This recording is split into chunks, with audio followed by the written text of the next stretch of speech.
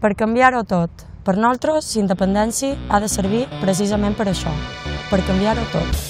Independència com a punt de partida d'un procés constituent, que sigui la clau de tots els panys. Un procés que obri un debat sobre tot, sense exclusions, amb la màxima ambició, en el conjunt dels països catalans. Volem un país que garanteixi la igualtat de gènere, les llibertats nacionals, la sobirania econòmica, uns serveis públics universals i gratuïts i unes condicions dignes de treball i habitatge. I per canviar-ho tot només hi ha un garant, l'activació popular.